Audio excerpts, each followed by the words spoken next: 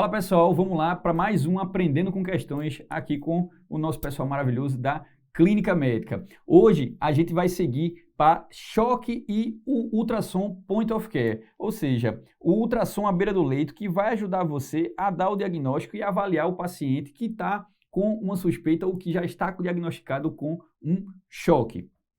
Vamos seguindo para a questão que foi do SUS São Paulo 2024 acesso direto, que falava sobre uma mulher de 57 anos de idade, hipertensa diabética dislipidêmica, internada por causa de uma pielonefrite que estava no 5º dia de antibiótico com ceftriaxone endovenoso. Os exames ela estava aqui com uma anemia, uma leucocitose às custas de uma neutrofilia, uma disfunção renal que a gente não sabe se é aguda, se é crônica, também não interessa, uma PCR de 32, uma PCR elevada e um tomo de abdômen apenas com um nefrograma estriado à direita com uma urina tipo 1 ou sumário de urina, dependendo do lugar onde você é do país, e uma leucocitúria com nitrito positivo. Devido a um desconforto torácico e leve dessaturação, foi solicitada uma angiotomografia que deu positivo para um tromboembolismo pulmonar. Então, a paciente já está diagnosticada com um TEP, de ramo proximal de artéria pulmonar direita. E aí, durante a noite, teve uma piora clínica, com uma hipotensão, taquicardia, febre, tempo de enchimento capilar prolongado. Essa paciente teve uma piora hemodinâmica importante. E agora, o que a questão quer, a partir dessas informações que ele dá, que são informações clínicas e laboratoriais, ele dá para você algumas informações que são da ultrassonografia à beira-leito, como, por exemplo, não havia alterações periopulmonares significativas, cava com variabilidade respiratória maior que 50%, não foi observado sinal de McConnell ou D-sign, e ele pede para você tratar essa paciente. Mas o X da questão aqui está em a gente identificar se essa piora clínica dela foi por causa do TEP ou se essa piora clínica foi por causa de uma sepse. E aí a gente vai entrar na diferenciação. Veja aqui a ultrassonografia que ele dá para a gente, tá certo? Aqui a gente vai falar sobre ela daqui a pouco. A gente entra na diferenciação do diagnóstico de choque, diagnóstico diferencial de choque. Então, como é que a gente começa a entender choque? Para começar a entender choque, a gente vai lá para as origens. Na natureza, a principal causa de morte é o assassinato, alguém tentando lhe matar. E a gente evoluiu naturalmente, a nossa resposta natural ao choque é para tratar o choque hipovolêmico. Na natureza a gente não sabia o que era choque cardiogênico, obstrutivo, distributivo, o que a gente sabia era que tinha alguém tentando matar a gente e a gente estava fazendo hipovolemia por causa dessa tentativa de assassinato, a gente estava sangrando. Ou então uma desidratação intensa, afinal de contas é um choque hipovolêmico, não é um choque hemorrágico. O choque hemorrágico é um tipo de choque hipovolêmico, ok? Então, uma diarreia muito intensa pode causar também um choque hipovolêmico. A gente sabe que diarreia é um negócio comum demais, né? Na natureza aí, antigamente era uma das causas mais frequentes de morte do próprio ser humano. Então, a gente tem o choque hipovolêmico como nosso protótipo de choque. Esse é o choque original. Por quê? A nossa resposta fisiológica à hipovolemia vai ser a nossa resposta para todo tipo de choque. Então, a definição do choque é o quê? É uma hipoperfusão tecidual. E essa hipoperfusão tecidual tem várias causas. No choque hipovolêmico é por quê? Porque você perdeu tanto volume que esse volume ele vai fazer parte do débito cardíaco. Então, o débito cardíaco ele vai utilizar o volume que você está ejetando por minuto. Então, ele depende da contratilidade, da frequência cardíaca e do volume que está sendo ejetado. Não é verdade? Então, se esse volume diminui, você diminui o débito cardíaco. E o débito cardíaco, por sua vez, faz parte da nossa pressão arterial, porque a pressão arterial vai ser justamente o produto entre o débito cardíaco e a resistência vascular sistêmica. Então, quando eu tenho uma resistência vascular sistêmica elevada, junto com um débito cardíaco elevado, eu vou ter uma pressão arterial também elevada. Se eu diminuo um dos dois, eu vou diminuir, consequentemente, a pressão arterial. Então, o que é que acontece no choque hipovolêmico, no protótipo de choque? Os nossos rins e o nosso sistema catecolaminético vai identificar essa hipotensão por causa da redução do volume. Então, o corpo todo da gente vai trabalhar para que a gente reestruture a nossa pressão arterial. Como eu disse para vocês, é o protótipo de choque, então é a nossa resposta fisiológica natural à hipoperfusão. A gente vai ter tanto a ativação do sistema simpático, catecolaminético, e essa ativação do sistema nervoso simpático vai ativar o sistema renina-angiotensina-aldosterona. No sistema renina-angiotensina-aldosterona a gente tem uma ativação indireta do hormônio antidiurético, então a ADH ele vai puxar a água para dentro do nosso sangue de volta, a gente vai interromper a diurese de água livre. E o hormônio antidiurético também é chamado de vasopressina. Então, ele tem esses dois nomes porque ele tem essas duas ações. Uma de impedir a diurese, a outra de aumentar a pressão arterial por uma vasopressão. O que mais? O que é que a angiotensina aldosterona vai fazer mais? Vai ativar a angiotensina 2. A angiotensina 2 está no nome dela, angiotensina. Ela vai pegar anjo de vaso, tensina de tensão. Ela vai aumentar a pressão arterial, ela vai aumentar a resistência vascular periférica, vai aumentar a tensão dos vasos. Então, aumentando a resistência vascular periférica, você vai aumentar a pressão arterial. O que mais? O que a angiotensina 2 vai fazer mais? Ela vai ativar a aldosterona. A aldosterona, ela faz uma reabsorção de água e sódio no túbulo contorcido distal. Por quê? O choque principal é o choque hipovolêmico. Lembrem disso. Então, a gente está querendo recuperar esse volume. Então, a gente recupera esse volume por meio do ADH, por meio da aldosterona, fazendo uma recuperação dessa água do túbulo contorcido, a gente reabsorve para dentro do sangue de novo. Então, o sistema renina-angiotensina aldosterona vai fazer dessa forma aí o aumento da nossa pré-carga, aumento da nossa volemia e o aumento da nossa resistência vascular periférica. E as catecolaminas, elas vão aqui, ó, as catecolaminas vão atuar nos nossos receptores alfa, especialmente ali no alfa-1. Onde é que ficou o alfa-1? Na nossa periferia. Alfa-1 é responsável por um aumento de uma vasoconstricção, um aumento da resistência vascular periférica. E os beta-1 especialmente, vai aumentar aí a contratilidade, a força de contração, a frequência cardíaca do nosso coração. Então, beta-1 atua lá no coração, vai aumentar a nossa força, vai aumentar o nosso débito cardíaco, vai fazer de tudo para aumentar o débito cardíaco por uma ação na nossa bomba, certo? Então, o que é que o choque hipovolêmico ele tem de sinal importante? Você vai ter uma redução do débito cardíaco, o que também é chamado do índice cardíaco. Por quê? Apesar de ter uma ação, um aumento aqui dos nossos receptores beta-1, da nossa ativação beta-1, esse aumento da frequência cardíaca ele não é suficiente para suprir a hipovolemia. A hipovolemia ela é mais importante. Então, você tem uma redução do débito cardíaco porque o volume ejetado ele é muito baixo, apesar de ter um aumento da contratilidade, um aumento da frequência cardíaca. E a gente tem também uma redução da pressão venosa central. O que é a pressão venosa central, pessoal? O retorno venoso. Essa pressão venosa central é a pressão da nossa veia cava. A nossa veia cava está seca, pessoal. Por quê? Porque nós estamos secos. Então, o nosso retorno venoso está diminuído. É a veia cava seca, levando pouco volume para o coração, que, consequentemente, também está seco. Então, a nossa pressão venosa central, PVC, VC, pense em veia cava, pressão da veia cava. Pressão venosa central está reduzida. E, consequentemente, a nossa resistência vascular pulmonar está diminuída também. Por quê? Chega pouco sangue pela veia cava, então chega pouco sangue no átrio direito e ventrículo direito. O ventrículo direito manda pouco sangue para o pulmão. Então, aqui, ó, resistência vascular pulmonar está com pouco sangue. O ventrículo direito manda pouco sangue para o ventrículo esquerdo, então o débito cardíaco está reduzido e a única coisa que está aumentada no choque hipovolêmico é a minha resistência vascular sistêmica.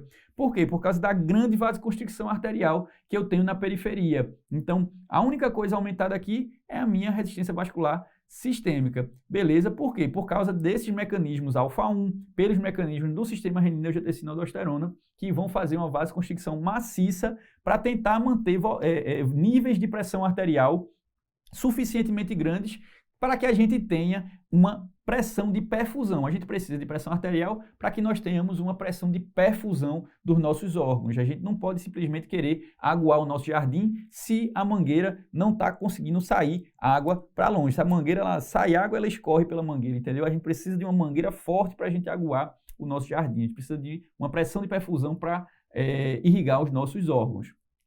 Então, seguindo o nosso choque, a gente tem um choque cardiogênico. O choque cardiogênico, pessoal, é uma falha da bomba, é uma falha do coração, é o meu ventrículo esquerdo que está deficiente, seja por uma miocardiopatia, seja por insuficiência cardíaca crônica, seja por uma isquemia aguda. É um choque cardiogênico porque meu coração ele não está conseguindo bombear. Mas a resposta fisiológica, continua sendo a mesma do choque hipovolêmico. Então, eu vou ter um débito ou índice cardíaco reduzido. Por quê? Porque essa é a natureza do choque cardiogênico. Ele vai estar diminuindo porque o coração está falhando.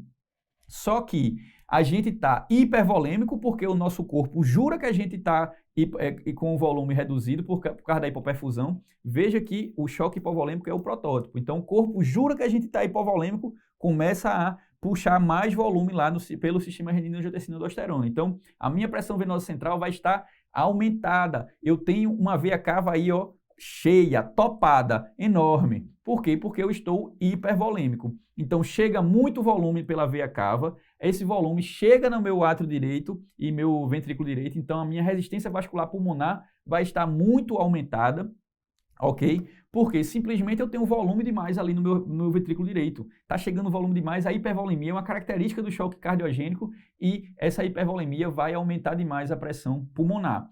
E a minha resistência vascular sistêmica também vai estar aumentada. Por quê? Porque os mesmos componentes beta-1 e do sistema renina, angiotensina, aldosterona estão elevados, tá certo? Então, você vai ter um aumento da resistência vascular sistêmica, e que, inclusive, prejudica o próprio choque cardiogênico. Então, vejam que a nossa resposta fisiológica ao choque prejudica o paciente no choque cardiogênico, porque tudo que um coração não quer é mais volume para ele trabalhar mais da pré-carga e mais pós-carga, aumentando a resistência vascular sistêmica. Ok? Mas o nosso corpo ele não está nem aí, ele só sabe responder a um tipo de choque que é o hipovolêmico. A mesma coisa vai se dar no choque obstrutivo. Como é que o choque obstrutivo ele funciona? Você tem uma obstrução ao fluxo sanguíneo. Essa obstrução ela pode ser por quê? Porque por causa de um tamponamento cardíaco. Então, eu tenho um derrame pericárdico volumoso e esse derrame pericárdico não está deixando o coração ele relaxar. Se o coração não relaxa, ele não recebe sangue, então é uma obstrução por compressão do miocárdio.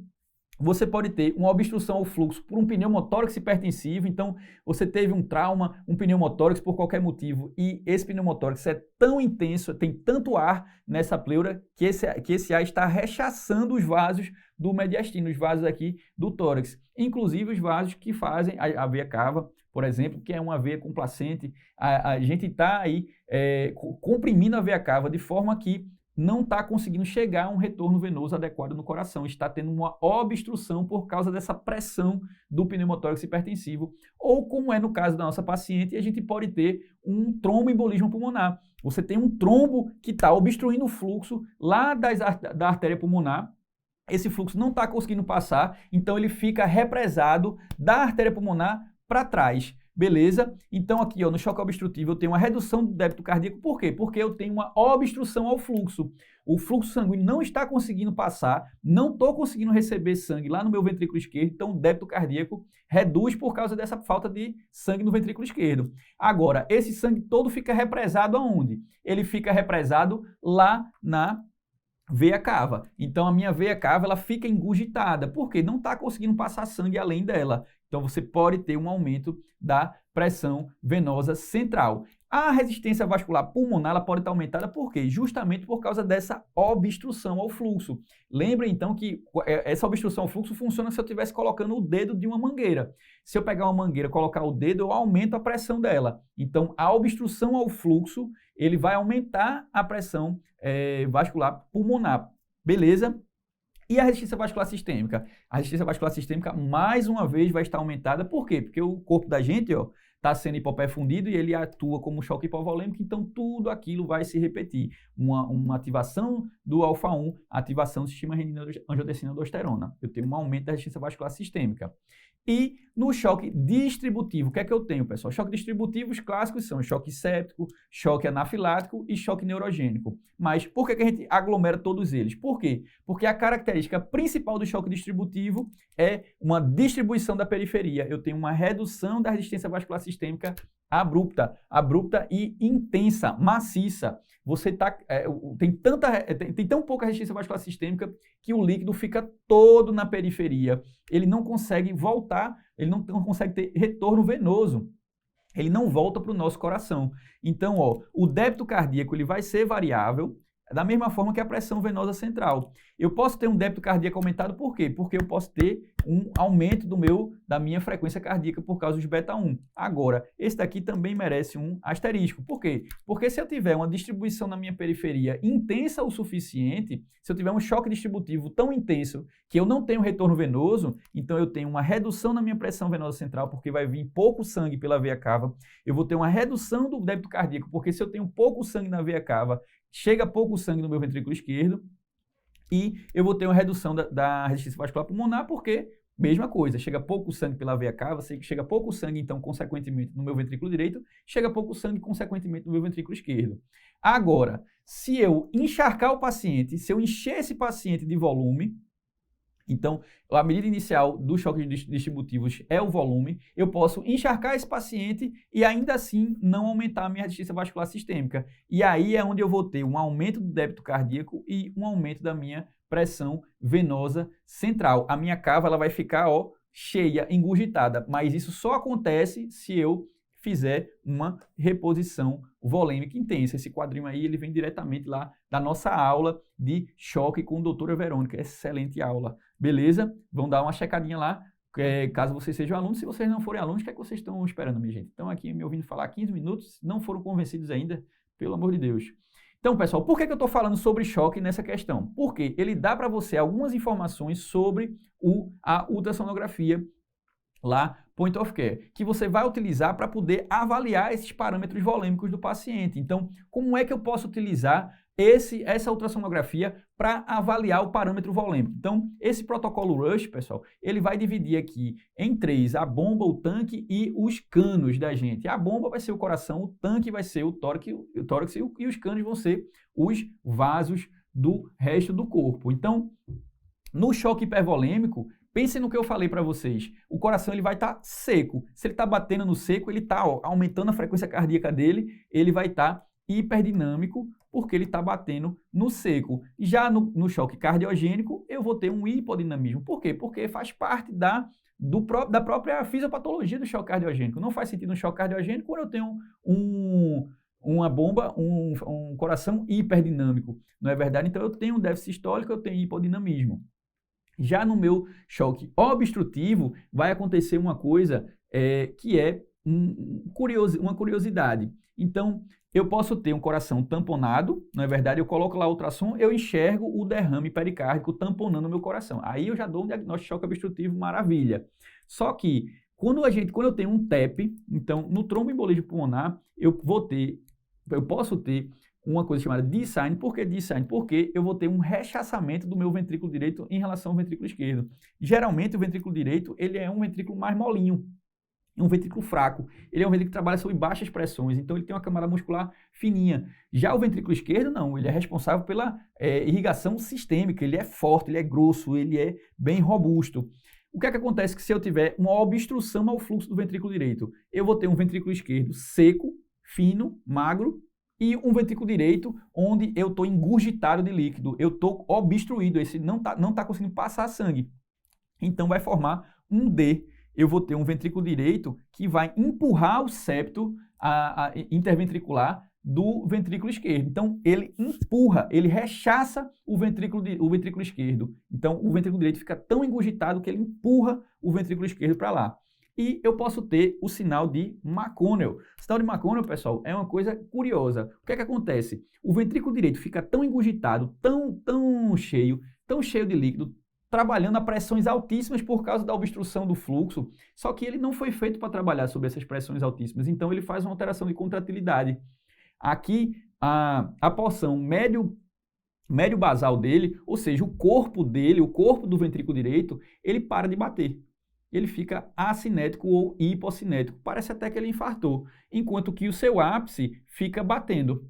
É uma situação curiosa que é uma resposta do ventrículo direito a essas altas pressões que ele não está acostumado. É como se ele estivesse cansado. E a única parte dele que não cansa é o ápice. Então fica o ápice batendo e o corpo paradão. Esse é o sinal de McConnell. Esses dois sinais eles são indicativos de uma obstrução ao fluxo do ventrículo direito, ou seja, de um tromboembolismo pulmonar. Beleza? E em relação ao choque distributivo, como eu falei para vocês, A bomba ela vai depender da volemia do paciente. Então, se você tem um paciente que a gente já encharcou ele, eu vou ter uma bomba encharcada. Eu posso ter uma bomba até com hipodinamismo. Por quê? Porque uma sepse em estado avançado ele faz uma perimiocardite. O paciente ele fica com o miocárdio atordoado, um miocárdio doente. Você faz uma inflamação do próprio miocárdio. Se o paciente tiver numa sepse que não faz esse tipo de perimiocardite, você pode ter um miocárdio hiperdinâmico e seco. Pode bater no seco se você não tiver expandido, pode bater com muito volume se você tiver encharcado o paciente. Ok? Aqui você vai ver que no choque distributivo tudo depende. Ó. Depende da volemia, o tanque também. Então, tudo depende. Choque distributivo, tudo depende do tanto que eu tiver encharcado ele. Em relação ao tanque, o que é que eu quero ver no tanque? Eu quero ver pulmão, pleuras e a veia cava. Se eu tiver uma veia cava colabada, esse paciente não está tendo retorno venoso. Ele está seco ou não está tendo retorno venoso, ok? Então, no hipovolêmico é o protótipo do paciente seco. Eu tenho um colabamento da veia cava. O paciente está secura total, ok? Uma coisa que eu posso ver também é alguma hemorragia, algum hemotórax, algum sinal de trauma ali pelo POCUS, caso o paciente tenha esse sinal de trauma, tá bom? Mas aqui não é o nosso foco. No choque cardiogênico, o tanque ele vai estar cheio, então você vai ver um pulmão encharcado com linhas B, você vai ver derrame pleural, você vai ver aí uma cava engurgitada cheia, hipervolêmica. Essa cava, ela não vai ter variabilidade inspiratória, porque a variabilidade inspiratória, ela depende o quê? Dessa secura da veia cava. Uma veia cava seca, ela tem muita variabilidade, porque ela colaba. Agora, se ela estiver cheia demais, ela não consegue colabar. Então, ela fica sempre lá engurgitadona. Ok? Então, o colabamento inspiratório da veia cava é devido a uma variabilidade de volemia. Ela consegue fechar. Ela não está aqui completamente engurgitada. No choque obstrutivo, eu tenho uma cava cheia. Por quê? Por causa de uma obstrução ao fluxo. Não consegue passar sangue por esse ventrículo direito, por esse coração. Então, ele fica todo represado lá na veia cava. Então, é uma veia cava cheia não por hipervolemia, e sim por uma obstrução ao fluxo. Outra coisa que você vai ver no tanque aí é o pneumotórax. Então, se uma das causas de choque obstrutivo é um pneumotórax hipertensivo. Então, no choque obstrutivo, ele se beneficia demais do POCUS, porque você dá o diagnóstico de um tamponamento cardíaco, ou então você dá um diagnóstico de um pneumotórax, ou então, se o paciente tiver aí o D-sign ou sinal de Makona, você dá um diagnóstico de TEP. Então, POCUS aqui é muito bom para o diagnóstico de um choque obstrutivo. Beleza? E já no distributivo? O distributivo, se você não tiver encharcado o paciente ainda, se você não tiver feito uma expansão volêmica ainda, ele vai estar com a cava colabada. Se você tiver feito uma expansão volêmica, a cava dele vai estar engurgitada. Ok? E já os canos. Aqui os canos são os vasos, pessoal. Se você tiver um choque hipovolêmico, qual é um cano que vai estar afetado? Você pode ter um aneurisma abdominal, especialmente, né? Se for um aneurisma roto torácico, o paciente morreu. Mas se for um paciente com aneurisma roto abdominal, você vai enxergar lá a hemorragia no abdômen do paciente. Já no choque cardiogênico, você tem geralmente os canos normais, só que você pode ter um choque cardiogênico secundário a uma dissecção de aorta, porque a dissecção de aorta ela pode causar um infarto, por exemplo, porque você disseca as coronárias. Mas isso é uma coisa muito específica. No choque obstrutivo, mais uma vez, o ultrassom aí sendo campeão. Por quê? Porque se o paciente tiver um TEP, às vezes, não é na maioria das vezes, mas às vezes você consegue enxergar a origem do TEP, que é sempre uma trombose venosa profunda. No distributivo, habitualmente, a gente tem nossos vasos normais, ok? Então, sabendo disso, vamos voltar aqui para a questão. Essa paciente, usando o POCUS dela, ela tem uma cava com variabilidade inspiratória maior do que 50%, ou seja, a cava ela colaba e ela volta ao normal, ela tem uma variabilidade inspiratória, então ela não está engurgitada. Pessoal, eu falei que isso era uma das características principais do choque obstrutivo, era uma cava engurgitada por obstrução ao fluxo. Então, isso daqui já fala contra um choque obstrutivo, ok? E ele diz, não foi observado sinal de McConnell ou D-sign. Então, não foram observados sinais típicos de TEP no eco dessa paciente. Quando a gente vai enxergar esse eco aqui, eu tenho um VE que está grandão e um VD pequenininho, o que é esperado de um paciente normal. Eu falei para vocês que o VE ele é maior, ele é mais engurgitado realmente. Se eu tivesse um choque obstrutivo, se eu tivesse um TEP, seria o contrário. Não seria o contrário porque eu não ia mudar a posição anatômica deles, mas só para ilustração. Eu teria um VD aqui, gigantão, empurrando o VE e o septo interventricular, ok? Aqui eu tenho um VD, ó, magrinho, como deve ser. É um VD pequenininho, magrinho, xoxinho, tá certo? Não é aquele VD engurgitado por causa da obstrução ao fluxo. Então, vamos lá.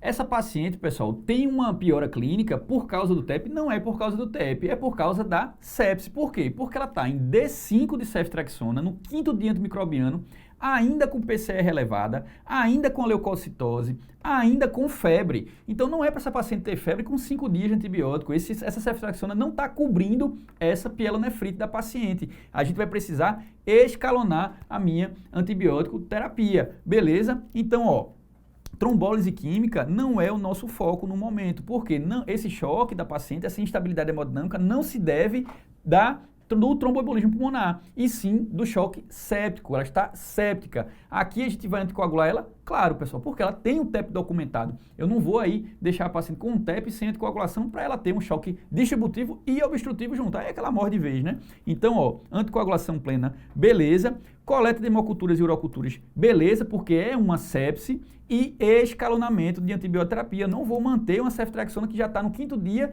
e ainda não tratou a paciente, beleza? E aí, lembra que eu disse para vocês que eu tinha uma crítica a essa questão antigamente? Por quê? Porque essa paciente não teve expansão volêmica. Então, paciente com sepse, a primeira coisa que você deve fazer não é nada disso. Aqui é a expansão volêmica. E aí, depois da expansão volêmica, você tem que avaliar a hemodinâmica dela. Se ela continuar com instabilidade hemodinâmica, aí está caracterizado o choque séptico verdadeiro. Não é verdade que é a instabilidade hemodinâmica quando o paciente já teve uma expansão volêmica. Então, refratária à expansão volêmica. Beleza? Então, vejam que, entendendo os tipos de choque, você consegue interpretar até bem essa ultrassonografia. Podia ser até que você não soubesse de poucos, desse sinal de Makona, de D-sign, só de entender que o choque obstrutivo, eu preciso ter um engurgitamento do meu ventrículo direito, se não for um tamponamento cardíaco, se for um tamponamento cardíaco, o VE também não estaria desse tamanho. No tamponamento cardíaco eu tenho uma equalização das pressões de enchimento, ou seja, eu tenho um VD magrinho, mas eu vou ter um VE magrinho também, porque o tamponamento cardíaco atinge o coração como um todo. Agora, num TEP, a gente precisa ter um VD engurgitado. Aqui, por quê? Porque no TEP eu vou ter uma obstrução ao fluxo depois do ventrículo direito. Já no pneumotórax hipertensivo e no tamponamento cardíaco, não. É nos vasos, tá certo? Que chegam antes do coração. Agora, no tromboembolismo pulmonar, não. No tromboembolismo pulmonar, eu vou ter uma obstrução da minha artéria pulmonar. A artéria pulmonar é logo depois do ventrículo direito. O ventrículo direito vai fazer parte desse represamento. O represamento de líquido vai ser a partir da obstrução ao fluxo, ou seja, da obstrução ao fluxo para trás. O VD precisaria estar aqui grandão para poder caracterizar um tromboembolismo pulmonar, um choque obstrutivo por um tromboembolismo pulmonar. Beleza, pessoal? Então, aqui fica a minha única crítica a essa questão. Essa paciente ela precisava ter uma expansão volêmica antes disso tudo, porque ela está séptica e ela está caminhando para um choque séptico, caso tenha refratariedade à expansão volêmica. Então, mas de qualquer forma é uma questão maravilhosa para a gente aprender um pouquinho sobre choque e sobre a relação da ultrassonografia à beira-leito para o tratamento e diagnóstico do choque, ok? Então, ó, letra B é a resposta e agradeço aí para vocês pela paciência, por ficarem comigo nesse tempinho. Espero que vocês tenham gostado. Mandem aí os comentários que eu sempre estou dando uma olhadinha, ok? E respondendo qualquer dúvida que vocês tiverem. Até mais!